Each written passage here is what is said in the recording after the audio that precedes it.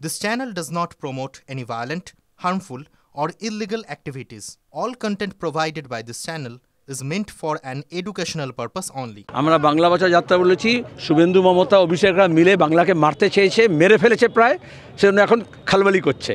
এরকম হয় কারণ এখন উত্তরবঙ্গে ছুটে আসতে হলো। যখন বন্যা হচ্ছিল তখন কোথায় ছিল? সব নাটক করেছিল, কলকাতা থেকে আগরতলা দৌড়ঝাঁপ করছিল। যখন আমাদের এখানে ত্রাণ পুনর্বাসনের কথা ছিল, মমতা ব্যানার্জি এসে বললেন মহাকাল মন্দির করে দেবো। আর এখানে বন্যার্ত মানুষ এই যে শুনলে রান্নাঘর আমরা চালাচ্ছি, ত্রাণ পুনর্বাসনের কথা বলেছি, ঘরের টাকা মেরে দিচ্ছে সেটাতে পায়। এখন এখানে একজন মহিলা এসছে বলেছে তাই ঘরের টাকা পায় নাই, তারপরে ঘর করবে কোথায়? তাহলে জমিকে রিক্লেম করতে হবে। যখন বালি চুরি করেছে অভিষেক শুভেন্দু দুজনে একসঙ্গে চুরি করেছে। এই যে খুন খারাপি করেছে মাওবাদীদেরকে নিয়ে এসে লাল হটাও বলে তখন একসঙ্গে করেছে। এখন ভাগাভাগি কিসের? লুটের মালের ভাগাভাগি। এখানে কেন্দ্রীয় সরকারের প্রতিনিধি ছিল, আছে, কি করেছে তারা উত্তরবঙ্গের জন্য? এই বন্যার্ত মানুষ বলছে এখনও রেলের বাঁধের কাজ শুরু হয়নি। আবার যেখানে ঘর করবে সেখানে জমি ভরাট করা হয় নাই। এখানে ধূপগুড়িতে পুরসভা হওয়ার পরেও মানুষ সেবা পাচ্ছে না।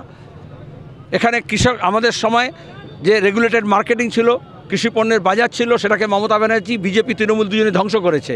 নীল সাদা রং করে কৃষক মান্ডি তৈরি হয়েছে, কিন্তু সেখানে বাজার নেই। তাহলে বাজারটাকে সংগঠিতভাবে ভেঙেছে ওরা। ভেঙেছে এই জন্যই যাতে বড় বড় আদানি আম্বানিরা যাতে কৃষি পণ্যের বাজার হাতে পায়। এই জন্যই কৃষক বিল নিয়ে এসেছিলো, কৃষক মারার বিল। সেটা কৃষক সভা আন্দোলন করে লড়াই করে তবে আটকেছে। এখানে দাঁড়িয়ে বন্যপ্রাণীর মারা যাচ্ছে, আবার বন্যপ্রাণী ফসল নষ্ট করছে, মানুষকে আক্রমণ করছে। কেন এটা হচ্ছে? তার মানে আজকে মোদি মমতার সরকারে আমাদের দেশের এই ব্যালেন্সটা হারিয়ে গেছে। আমাদের বন্যপ্রাণীকেও বাঁচাতে হবে। ওরা চাইছে বন্যপ্রাণী মেরে দিয়ে সব, আর আম্বানির একটা ছেলের চিড়িয়াখানা আছে সেখানে নিয়ে গিয়ে রেখে দেবে।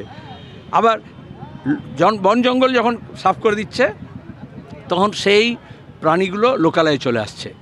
বা এমন ডুয়ার্সে বিভিন্ন বনাঞ্চলে যেভাবে মমতা ব্যানার্জি, তৃণমূল যেভাবে জমি হাঙরদের হাতে জমি তুলে দিচ্ছে, তাতে ট্যুরিজমের নাম করে, রিসর্টের নাম করে বন্যপ্রাণী বিচরণের জায়গা, চারণভূমি সব নষ্ট হয়ে যাচ্ছে। এইভাবে গেছে এবং হরপা বাঁধ হচ্ছে, মানুষ মারা যাচ্ছে। মালবাজারও আগের বার হয়েছে, এখন আমরা দেখলাম এখানেও তাই হলো। আমরা সমস্ত শ্রমিক কর্মচারী সংগঠনের 12ই জুলাই কমিটি, শিক্ষকদের সংগঠন, তারা গিয়ে সিওকে অনেক আগে এই এসআইআর শুরু করার সময় বলেছিল যেদের ওপর মানসিক চাপ হবে, রাজনৈতিক চাপ হবে, বিজেপি তৃণমূল নিজের কোলে টানতে চাইবে, মিডিয়া মিথ্যা প্রচার করবে, ফেক নিউজ চালাবে, এবং এদের উপরে যে মানসিক চাপ হবে তার দায়িত্ব কে নেবে? ওরা লাশের রাজনীতি করবে। আগেই তাহলে ঠিক করার কথা ছিল, ফর্ম ছাপা না ছাপে শুরু করে দিল। আবার তাই কীভাবে ফর্ম ফিল আপ করবে সেই ট্রেনিং দেওয়া হলো না। মোদি মমতার এত মুখ লাগায়, কিন্তু চারিদিকে তো কেন্দ্র সরকার, রাজ্য সরকার ইসিআই বিজ্ঞাপন দিয়ে বলতে পারতো যে কী করতে হবে, কী করতে হবে না। তার বদলে রোহিঙ্গা, বাংলাদেশি, লুঙ্গি, মাছ ভাত এইসব নিয়ে হাঙ্গামা করতে আরম্ভ করে দিল। এখন আগে কেন করতে পারলো না? আবার বিএলওদের হচ্ছে ওষ্ঠাগত প্রাণ, কারণ প্রতিদিন নিয়ম পাল্টাচ্ছে। এগুলো হচ্ছে ভাবিয়া করিও কাজ, করিয়া ভাবিও না।